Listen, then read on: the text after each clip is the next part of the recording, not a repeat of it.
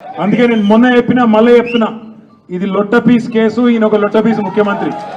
ఏది కాదు వీళ్ళతోని ఏం చేయరాదు, పరిపాలన చేత కాదు, ప్రజలకిచ్చిన హామీలు నెరవేర్చే దమ్ము లేదు. అందుకే దద్దమ్మ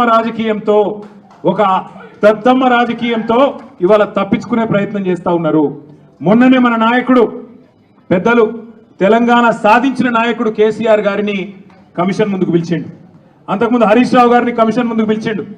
ఆయనకున్నదంతా ఒకటే షోకు, నేను నెల రోజులు జైలున్నా లుచ్చా పని చేసి వీళ్ళను కూడా పెట్టాలి ఒక కొన్ని రోజులు, అదొక్కటే ఆయన షోకు. ఆయనకున్న పైశాచికానందం అదొక్కటే. సాడిస్టులు ఉంటారు చూడు కొంతమంది, నాకు దక్కంది ఎవరికి దక్కద్దు అన్నట్టు, నాకు జరిగింది నీకు కూడా జరగాలన్నట్టు ఆయన ఎట్టి పరిస్థితుల్లో కొన్ని రోజులు జైల్లో పెడదామన్నది ఆయన షోకు.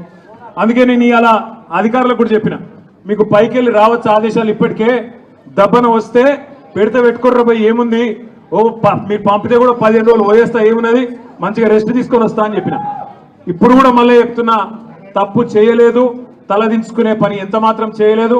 తెలంగాణ ప్రతిష్టను పెంచే పని చేసినాం, తెలంగాణ ప్రతిష్టను ఆకాశం స్థాయికి తీసుకుపోయే పని చేసినాం తప్ప తప్పు చేయలేదు. అది కాళేశ్వరం ప్రాజెక్టు కావచ్చు, ఫార్ములా ఈ కావచ్చు, ప్రపంచంలోనే అతిపెద్ద లిఫ్ట్ ఇరిగేషన్ ప్రాజెక్టు కాళేశ్వరం. అందులో చేయని తప్పుకు ఇవాళ కేసీఆర్ గారిని హరీష్ రావు గారిని పిలిచి వాళ్ళని అక్కడ ఇబ్బంది పెట్టే ప్రయత్నం, మన నాయకులు కార్యకర్తల ఆత్మస్థైర్యం దెబ్బతీసే ప్రయత్నం అక్కడ కమిషన్ ముందు.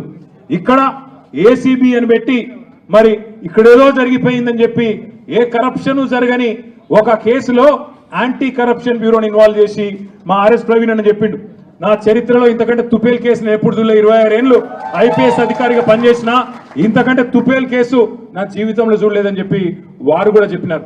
అంటే ఇట్లాంటి కేసులు పెట్టి ఏదో సాధిస్తాను రేవంత్ రెడ్డి గారు అనుకుంటున్నాడు. నేను రేవంత్ రెడ్డికి చెప్పేది ఒకటే, నా మీద ఇప్పటికే 14 కేసులు పెట్టినావు, ఇంకో 1400 కేసులు పెట్టుకో, అవసరమైతే జైల్లో పెట్టుకో, ఏమన్నా చేసుకో, భయపడేది లేదు.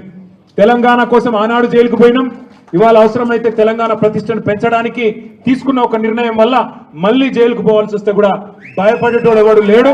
మీ ఉడత ఊపులకు ఎట్టి పరిస్థితుల్లో భయపడం. నేను మిమ్మల్ని అందరినీ కోరేది ఒకటే, ఇది ఏంటంటే డైలీ సీరియల్ లెక్క అయిపోయింది.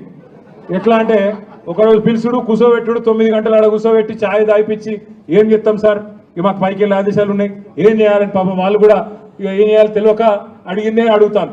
అందుకే నేను మీకు కూడా రిక్వెస్ట్ చేసేది ఒకటే, మనం అందరం కూడా కాన్సన్ట్రేషన్ చేయాల్సింది, మనందరం కూడా పార్టీగా ఆలోచన చేయాల్సింది, దృష్టి సారించాల్సింది 2-3 పనుల మీద.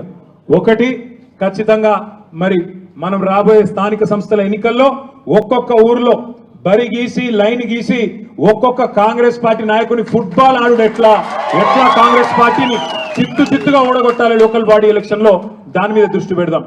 రెండవది, ఈ నెల 21వ తారీఖున కాళేశ్వరం ప్రాజెక్టు ప్రారంభించి సరిగ్గా 6 సంవత్సరాలు కాబోతా ఉన్నది. 2019 ఆనాడు జూన్ 21 నాడు మాన్యులు పెద్దలు మన తెలంగాణ తొలి ముఖ్యమంత్రి కేసీఆర్ గారు కాళేశ్వరం ప్రాజెక్టును జాతికి అంకితం చేసిన రోజు జూన్ 21. మరి ఆ రోజు కూడా సార్ను అడిగి మనం పార్టీగా ఒక నిర్ణయం తీసుకొని ఏం చేసి మళ్ళీ ఒక్కసారి కాళేశ్వరం గొప్పదనం ప్రజలకు చెప్దాం, ఆలోచన చేయాల్సిన బాధ్యత మన మీద ఉంది. రాష్ట్ర వ్యాప్తంగా కొంత కార్యక్రమం చేయాల్సిన బాధ్యత కూడా మన మీద ఉంది. ఇక మనకు నోటీసులు వచ్చుడు, మనం పోవుడు, ఇవన్నీ కూడా రొటీనే, పాత చింతకాయ పచ్చడి. దీన్ని పట్టించుకోవాల్సిన అవసరం కానీ, దీని గురించి ఆందోళన పడాల్సిన అవసరం కానీ లేదు. పెడితే గిడితే 15 రోజులు జైల్లో పెడతాడు, పైశాచిక ఆనందం పొందుతాడు తప్ప వాడు పీకేది ఏమీ లేదు. లొట్టపీసు భయపడేటోడు ఎవడు లేడు. రేవంత్ రెడ్డి గుర్తుపెట్టుకో, నీలాగా లుచ్చా పనులు చేసి 50 లక్షల బ్యాగులతో దొరికిన దొంగలు ఎవరు మా పార్టీలో లేరు.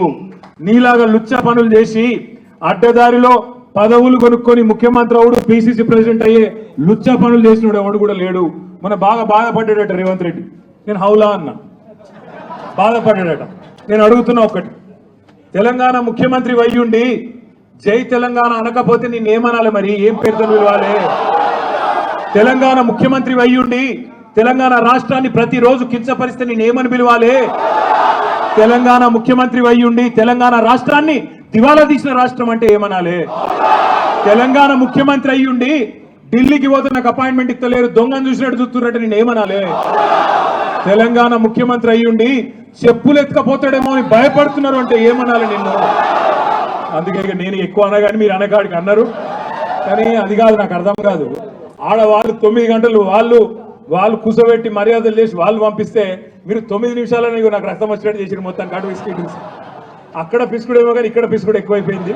కాబట్టి మీరు పొద్దున్న నుంచి చాలా ఓపికగా ఉన్నందుకు మీ అందరికీ గౌరవ ఎమ్మెల్యేలు, గౌరవ ఎమ్మెల్సీలు, గౌరవ ఎంపీలు అందరికీ హృదయపూర్వకంగా దండం. మీరు కూడా పేరు పేరున అందరికీ నమస్కారాలు. జై తెలంగాణ, జై తెలంగాణ.